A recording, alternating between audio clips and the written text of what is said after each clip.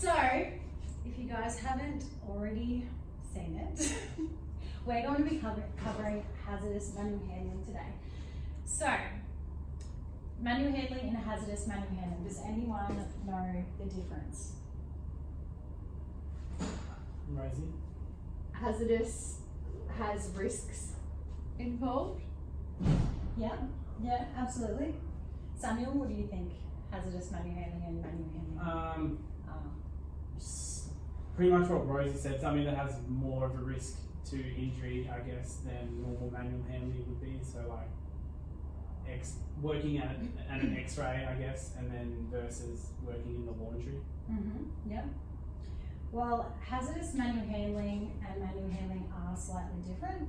Manual handling is the action where someone will be lifting, carrying, holding, pushing, pulling, or restraining something, whereas you add constant vibration, repetitiveness, awkward loads, any sort of force that's required in addition to lifting, carrying, restraining, and all those sorts of actions. That's what hazardous manual handling actually is.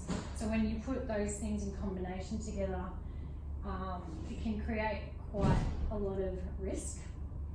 So what can actually result from hazardous manual handling? So what do you think if someone were to repetitively pack birds into a box, for example, and they weighed 5 kilos each, what do you think could be the result of hazardous manual handling?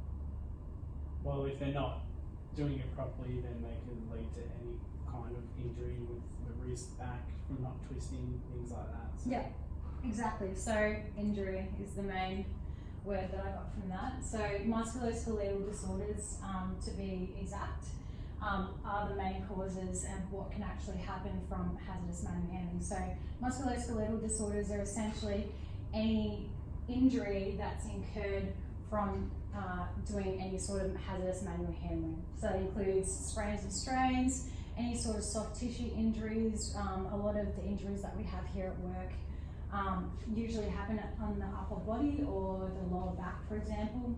You can even get hernias and chronic pain, so long-term injuries as well. So the stats from 2000 to 2018, you can see there that 36% is actually caused by manual handling, so body stressing, muscular stress while handling objects, and with no objects being handled. So for example, someone went to pick something up, or they bent down, they may have twisted incorrectly. Twisting is always not a good option, but if someone were twisting and as they were going to pick something up, that may have resulted in an injury as well. But as you can see, about 36% of the 107,000 Australian workers' compensation claims in 2017 to 2018 were a result of body stressing. So you can see that there's actually quite a significant amount of injuries that can occur at work. So what do we have to do now with all that information? We are going to do some lifting. Specifically, we're going to demonstrate how to properly lift something and reduce the risks of the harm that you may be exposed to when you're doing some lifting. So before you actually lift something, you should be assessing the load.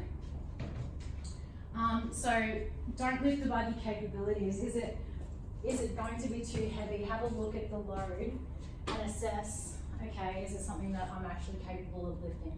What I may be able to lift, you may not necessarily be able to lift. Make sure that you're wearing correct PPE, so make sure you are wearing sturdy footwear. Don't wear thongs or something if you're going to be carrying 20 kilo boxes or something, for example. You may actually incur some other injuries as a result of that.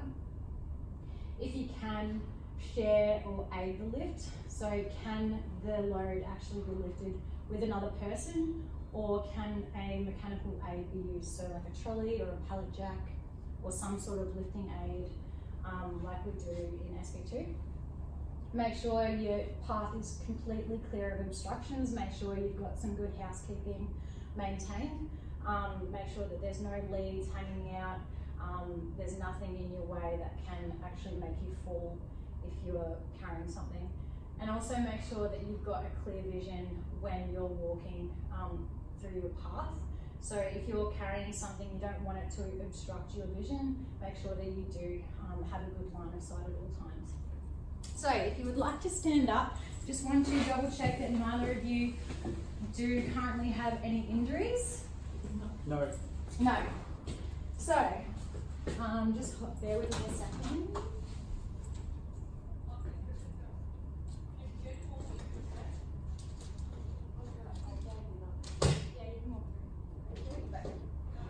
I'll go around the camera. No, that's okay, just go. I'll just cut you out. Okay. The fridge. I'll wait for you.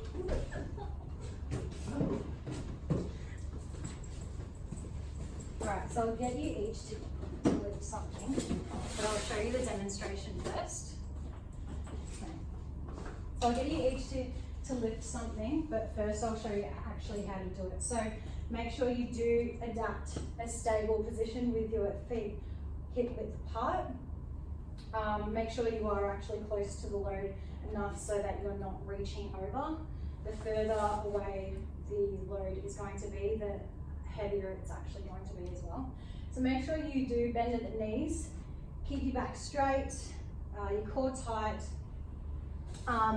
Secure the lift, make sure you grip it tightly, keeping it close to your body as much as possible.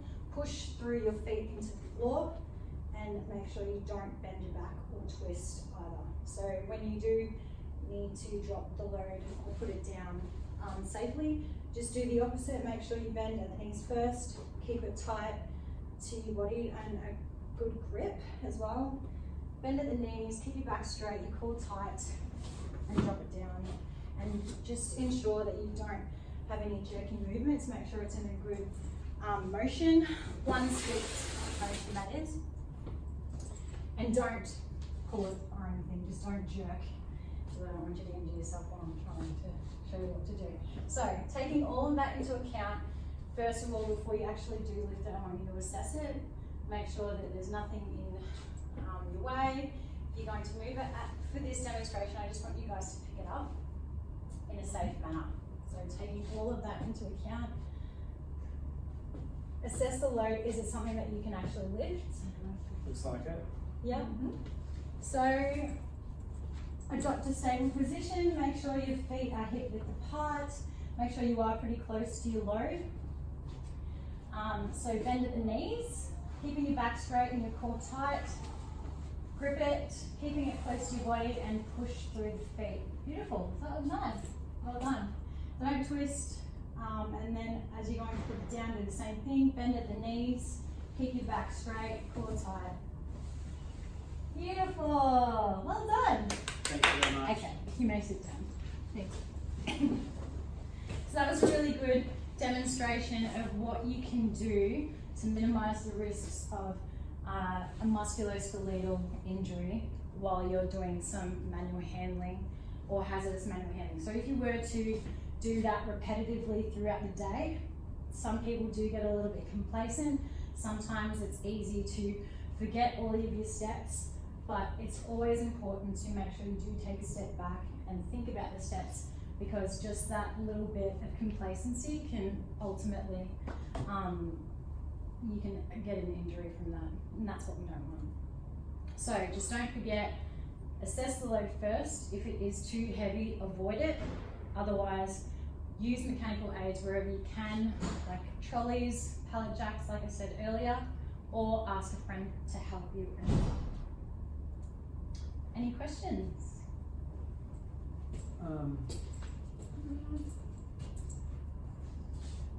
You covered it all, to be honest. Yeah. So do you think that this is something that you could actually adapt in the workplace? Yeah. 100%. Like, we have our policies and whatnot, but I feel like enforcing them is more the issue. Yeah. With complacency, as you mentioned, I reckon that's the the worst thing, because I know twisting, it's all dependent on the area you're in, but like sometimes it's hard to do it that way without, like, you know, slowing production, things like that. I know health and safety comes first, but not everyone really like follows that. So, And but, that's where it's important yeah. to. as long as you've got someone behind you that has a good understanding of it and will enforce it, then you shouldn't have much to worry about. But it's hard a lot of time in production. So Yeah, exactly. And that's when, if you have identified hazardous manual handling, which we see all the time here, that's where hazard identification and risk management comes really important. If you've identified a hazard, say for example hazardous manual handling, we can follow on with the risk management process and we can initiate a risk assessment to be conducted, so specifically a manual handling risk assessment, and that's where we would try to break down the task and see if we can implement any controls to either eliminate or reduce the risk so far as is reasonably practicable. So we'll assess the whole task, including the environment as well, the duration, the repetitiveness. Does the person have to be doing any manual handling at all? Is there some way that we could engineer it out? Could we get